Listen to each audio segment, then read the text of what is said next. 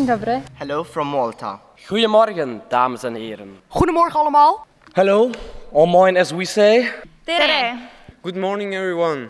Good morning, everyone. Hyvää päivää Euroscola. Good day, everybody. Greetings from the UK. Jonapot. Bonjour. Buenos dias. Buongiorno. Bună ziua. Good afternoon, everyone. We are utterly excited to be here. Nous voulons partager notre We'd also like to share our thoughts and views with all the member states of the European Union here today. We are the future of Europe. We are therefore able to write its next chapter. Thank you very much indeed for your attention. We dream of Europe, where corruption, unemployment and discrimination do not have any place. Europe with no violence or war. Europe nourishing the ambitions and creativity of the young generation. United, we can achieve more. United, we stay strong. Merci beaucoup pour votre attention. We are the future of Europe Union and all the world. Be active and positive and persistent. Make the world a better place to live. Thank you. Ačiū.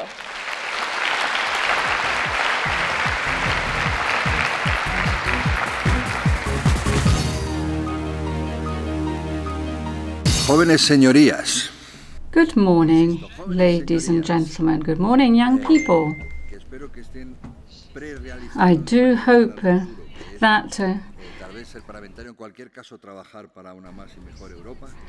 this will enable you to think more seriously in future about becoming an MEP and taking a more active role in Europe. I am a member of the European Parliament myself, and I would like to welcome you here to the European Parliament. And let me explain the rules of the game, if you like. So, first of all, I'm very pleased to be able to come here and talk to you, to take part in this event, this Euroscola Day here in Strasbourg. I would like a better Europe. I'm investing in that better Europe. But that better Europe is going to be you. You are the future of Europe, you young people. That's a fact. So I am not a member of any political party. That means I'm very free to say what I want. I don't have to follow instructions. So I'm independent of any European Parliament. I'm not a European party. I'm not a member of a Spanish party. We have various constituencies, but in Spain, I serve the whole of Spain, all European citizens in Spain. That's what I do. So ideologically speaking, I am a member of the ALDE group of Liberals and Democrats in the European Parliament. That's the European group, and that reflects my ideology, I suppose. It's rather like Macron in France. Let's be the left-centre group or centre-left group in Spain, if you like. But I'm a member of ALDE then. That's the fourth group in terms of size at the European Parliament. Do you think that some countries are abandoning their cultural identity and culture to adopt a collective European cultural identity? And if so, how do we help to preserve those national identities? Je pense qu'il est absolument impossible. I think it's really completely impossible, in fact. It really is impossible to deprive any region. Now, I'm not going to talk about a nation or a country, but to deprive any region of its cultural identity, its characteristics, the way in which it views the world. I don't think you can do that. It's impossible. We can't do it. This is something that could not be done through laws or decrees or through military force, or perhaps the most dangerous way of doing this is the internet and communications methods, but that's more American style than European style. I think what we're talking about here is to try and create a European cultural identity, some form of European cultural identity, which, if you like, can enrich, which can supplement, which won't replace the regional or national identity. This is what I mean by this, because of course we have things in common. Let's not forget we have the history of Europe. Que parfois il y ait une idée qu'il y a un peu trop Some people may feel there's too much cultural interference, and I'm not quite sure what your views are on divorce. Sorry, not divorce, abortions. Now, we can, of course, gauge whether in Europe the European institutions perhaps interfere too much. Well, I don't know. Perhaps we can strike a proper balance here. But it's down to the European institutions to develop this common spirit, this common feeling among Europeans. This is something that I feel should be taught in all schools, in particular when you are taught about the history of the European Union from the pre-war period and the post-war period and everything that's been developed together. And I think this is something that can be added to what's created. It's not designed to replace or to combat, if you like, national and regional cultural identities. That's my view on this. So I'd like to ask you to be cosmopolitan, to be open-minded, and I will always continue to defend the existence of national and regional cultural identities, because they are part and parcel of Europe. It's adding them together that we have the European spirit, if you like. It's not by replacing them with all the common points that make up Europe. Can the European citizens feel protected from terrorism? The European cannot be totally happy in the protection against terrorism because there is not enough Europe in this field. The terrorism is a global warning, it's a global risk, and should unavoidably be tackled by a global organization fight. What happens? It happens now that we have enriched and we have enhanced, because of course we are all afraid, our cooperation between policies, between politics, and somewhat between exchanges in the intelligence services. That is probably going better than before the attacks we have had. But it is new, it is true that that is not enough. I am fighting myself very much for an FBI and a CIA at European level. I mean, we need to have the counter-terrorism integrated. Because if we have a sort of common board, which is the borders, which are the borders of the whole Europe, and inside we are united, unique market, etc., we have to protect this border very much and commonly. For instance, my constituency, Spain, is the only one that has a physical border with Arabic Islam, which is Morocco. We have Ceuta y Melilla. You have another border with Islam, but the Ottoman Islam, the Turkish one. We are the two countries who have this physical border. But in these borders, we defend and we protect, and our security forces defend and protect the whole Europe, Hungary, Austria, France. So it should be an European matter. And with European money, that's what I defend. And what is the real defense we have against that? The real defense is not so much the poor young soldier you see around our airports, like in France, or around the streets, which are needed, and I admire them. But the most efficient is the intelligence services. the ones that prevent, the ones that know what's happening. That is. And this is a world where cooperation is never enough, because cooperation is dealing, merchandising, is trading. Okay, I give you this information today, but tomorrow maybe I have a delay to give you this information, and that is very dangerous. We have to have a unique body at European level that coordinates us, that receive all the intelligence information, and they organize that. That is to fight. I pray you to come with me, to fight for an integrated FBI and CIA European. In this moment, we Europeans will be better protected.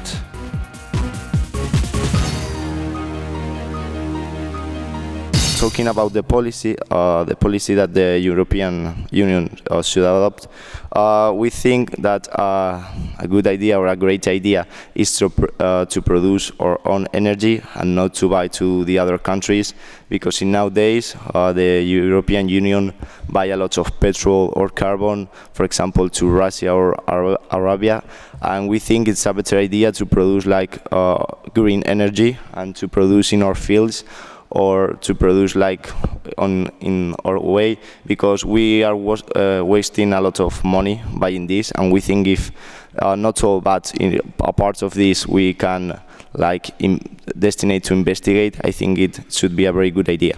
Also, we think that a very idea, it could be like for the people, or for the countries, or for the industries that are using green energy, to put a lower taxes so they can't like live better, or I'm doing better doing the well for the rest of us.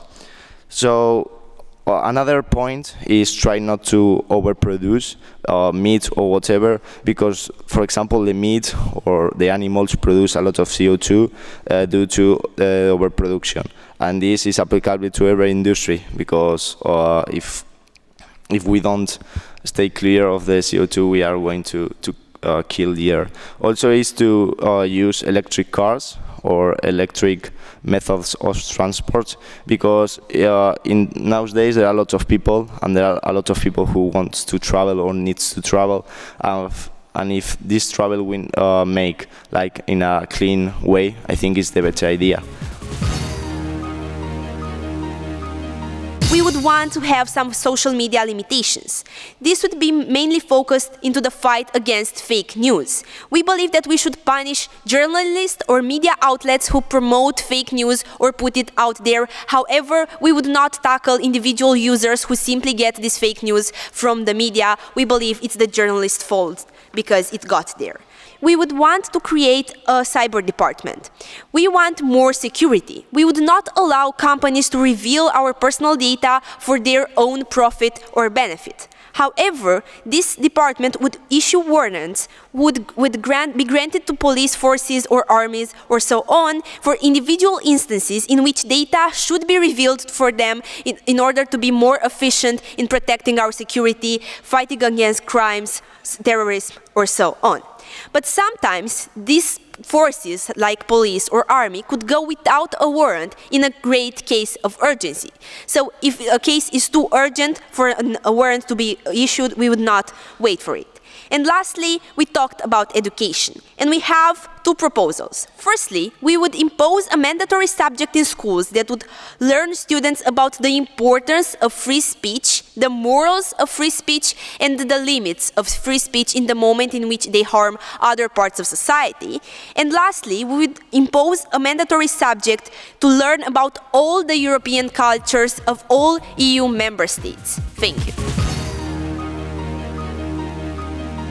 One of the main ideas was to limit the taxes of live events. So for example, concerts, festivals, and cultural programs. So that a country can host more of these and bring more tourists into the country.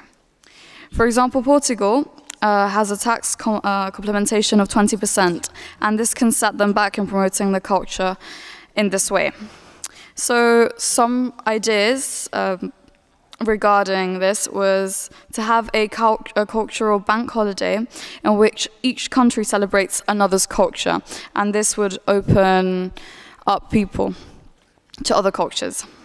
And also, there was an example given by one of the students that was that there's a week in their school that each day they have food from a different culture, and that this really helps them open up the mind and gain more knowledge. So yes, we should create interest and encourage dialogue from a young age. And this is a small and simple action, but it's quite effective. Fake news, that was our biggest topic, should need to be detected through the people themselves. It's they, and only they, fake news affects. That's why education on fake news is absolutely required. People should try to do research on this topic in order to find out what it is and how to avoid it. Furthermore, manners of tackling fake news should be taught by teachers or presidents of other sorts of classes. Secondly, people should know what the EU does for them and what their rights are, so they can push through their opinions. We believe that people are not yet informed of what they can or can't do. That's a really underestimated issue, for we can't build our future if we don't know how our future works. Regarding this matter, we thought that promotion through the media might be a good thing as well. Ads on TV or radio could have a huge influence on people's minds. Showing the people the benefits and advantages of the EU in this way could affect the EU's government. We have to let other countries know who we are, what we do, and how strong we are in this world. Thank you. First, you have to say, we as Europe, we are all united as one. And when people deserve to get here because in their foreign country they do not know what to do and they get to Europe, we have to help them. Because when they deserve it, they deserve all the chances we also have here. Example, but when they come here, we have to help them to integrate in our society, which means that they have to know our culture, our, I don't know, they must speak the language, they must know what we find normal. Example, when a refugee comes to the Netherlands, he has to speak the Dutch language, of course, and he has to know what normal is in our country.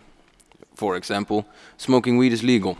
Imagine you're a refugee and you have seen everything where it's terrible. You've seen bombs, you've seen everything. Imagine, what do you want? What is that what you need? You want a safe country, and we have to help the refugees to get here, to get them a safe place. 6 propositions that passed in the committee are the following. Firstly, bringing youth employment innovations from Nordic countries to developing countries via traineeships and orientation. Mandatory work experience to ensure people are aware of career opportunities. Cheaper lodgings and traveling expenses for people going to internships where they couldn't otherwise go. Promote an EU-wide application where companies can showcase available jobs which youth can easily apply for. Making sure that money is invested in local youth employment is properly spent on youth employment. Creating an EU-wide special week in which workers come to school to explain their jobs and how they ended up in them. Thank you. Would you be in favour of lowering or abolishing the minimum wage in order to make it easier for the youth of today to find jobs? That wasn't really discussed in the meeting, but my opinion personally is that should be more relating to the countries that are having problems with youth employment. Should they, if all these things fail, should they lower the minimum wage to attract more young workers, etc.?